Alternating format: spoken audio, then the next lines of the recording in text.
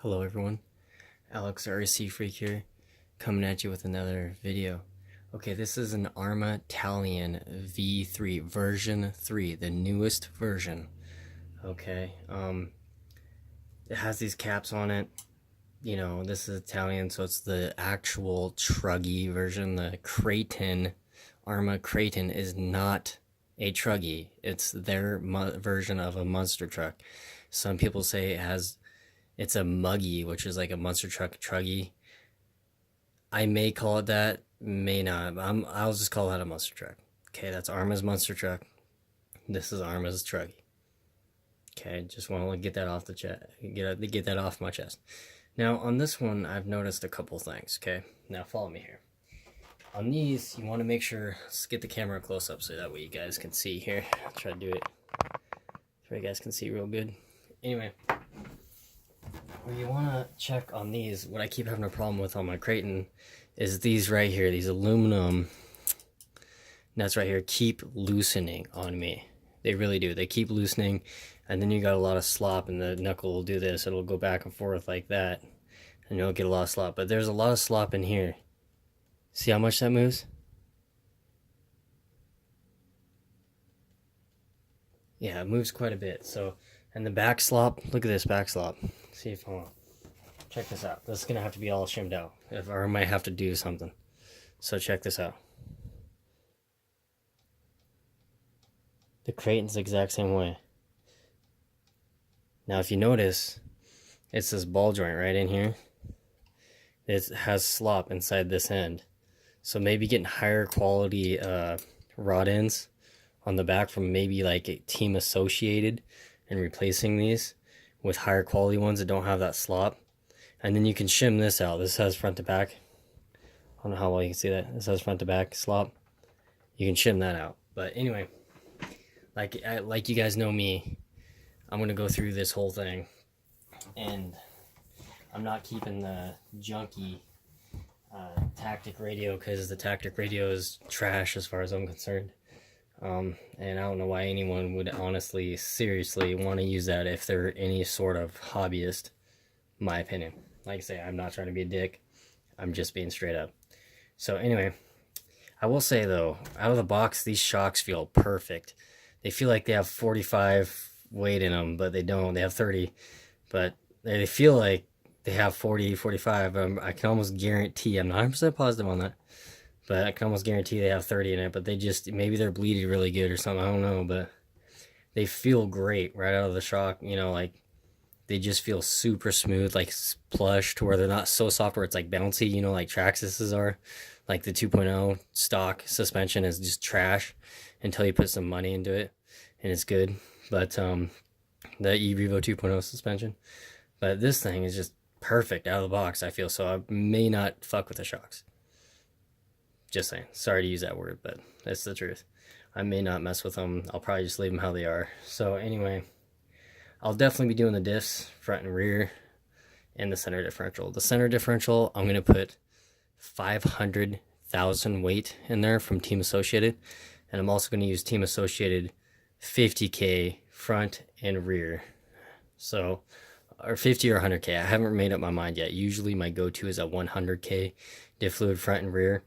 I think with this one, because I'm going to try to keep this as light as possible, very minimal upgrades, you know what I'm saying, like just to keep it light for like track use, even though I may not be like, it may not be a full track per se RC, you know, like where it's just the track RC. I'll probably do more like a light bashing with it, trail run kind of bashing with it than the actual track use, I guess you could say.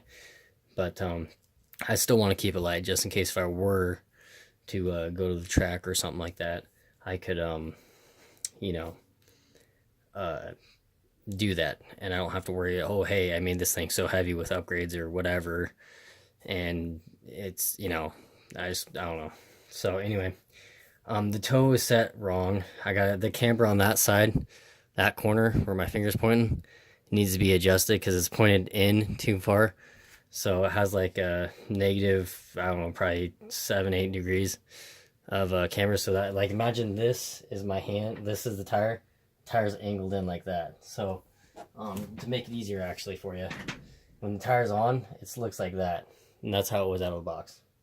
Or the tire's angled like that, while the other one's like this, nice and straight. So you can kick them in just a couple of millimeters where you have them kicked in just a smidge, you know.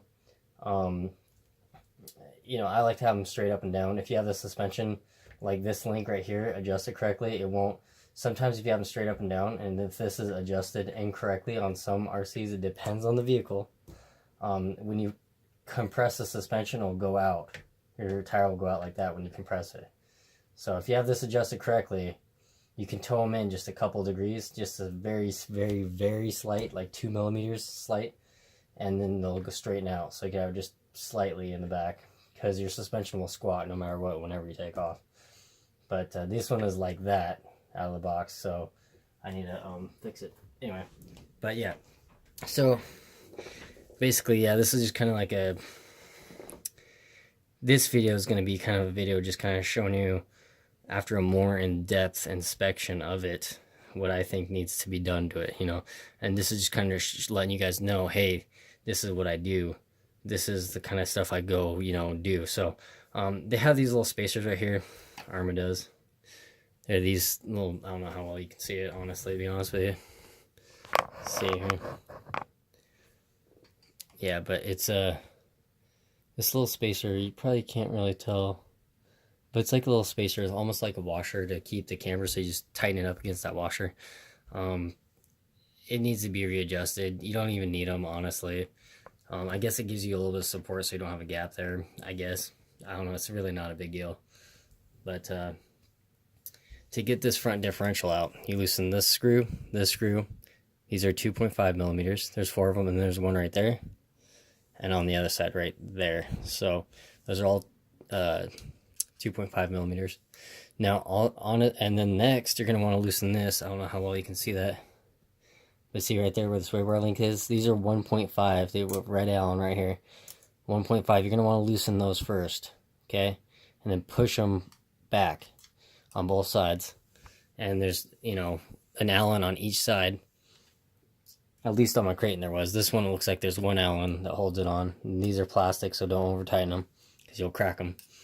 And then you're going to want to take off this bumper. And then, take off this little red anodized piece right here. And then it'll pretty much just pop right on off. So, then next you're going to want to take off. You want to take these screws out right here to pop this bumper off. And it'll slide off, then this will slide off, and then your front diff case is open. Then this will just pop right on out. So, and you can get your differential. This one, to get the pinion gear out, will kind of be a pain in the rear to get it out. So it's kind of a pain. It's probably better just take the whole front half or front section off, and the back section off if you want to get the pinion. Well, the back section you can get to that rear yoke and loosen that grub screw back there. This one you can do it, it's just going to be a little bit tricky. So that's when having a long Allen and a high quality Allen tip, not a junky little Allen, the factory Allens that come with this are crap. You want to use a high quality like Team and Taggy here and loosen it that way. That'd be the best way of doing it.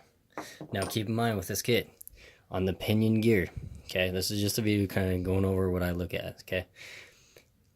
On the pinion gear, you're going to want to get it like a Weller soldering iron with a dual stage trigger.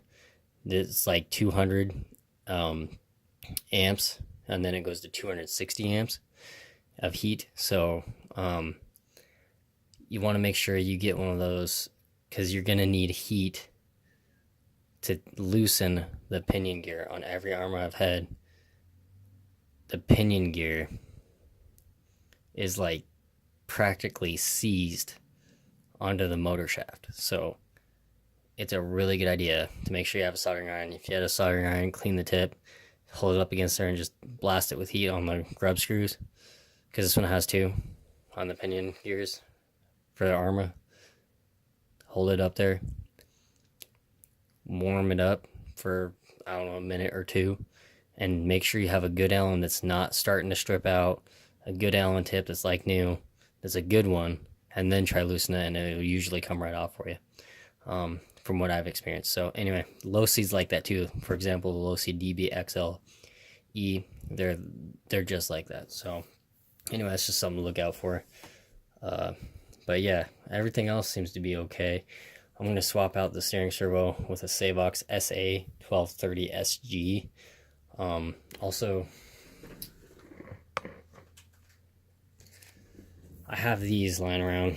These are rear wing washers. They're made by Kyosho. They're steel, actually. Like, my house shop had them for a while. But these are actual steel. They're not anodized aluminum. They're steel, black steel. Or they're painted black, but that's the part number. I don't know if they do make these anymore, but it's what they had on the shelf. They're black, 3mm hole, countersunk. It's going to work perfect for this application. Because one thing with these rigs that I found out is this rear wing right here. These washers here. Let's see if I can do this here. So, let's see here. Let's see if I can. These washers right here. If you hit something hard enough, it'll pull out. These little plastic washers will pull out. So it's really easy to, and if you can tell, this one's already looser than this one. So these are 2mm Allen. Just loosen these just like so. Super easy to install. You know, if you're new, they're mega easy. I mean, piece of cake. So you just loosen. These are button head. Pull them out like that. They're little short screws. Okay, they're not very long. Pop the wing off just like so. Now these are gonna be stuck to the wing, so you just want to take a Allen.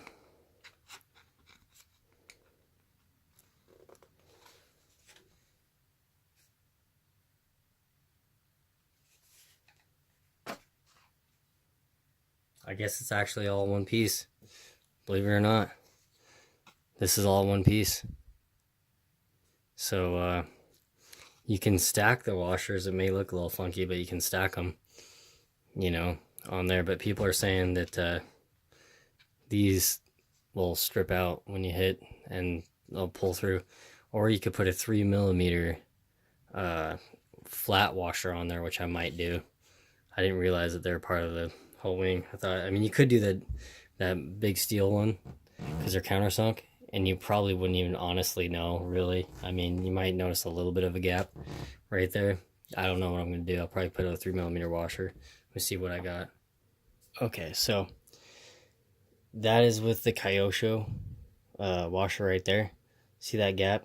But it is more surface area. This is with a 3mm washer. So, you know, I might do the 3mm washer. These Kyosho ones, if it didn't have this, it would actually work perfect. If you like took a Dremel and sanded it down a little bit, it'd probably work just perfect. I mean, you don't really know it's there, but see that weird looking gap? See what I mean? Trying to get that in the camera angle for you. But yeah, I'll probably just use a 3mm and that'll probably stop it. So, and if it still pulls through, I got the bigger washers to try. And I'm gonna need to get some more 3mm flat washers because I'm getting low on them. But anyway, yeah, you just stick this on there like so, and it tightens your wing down for you. Now you don't want to strip them out, you just want to get them tight. Trying to line them up is like a little bit of a hard part.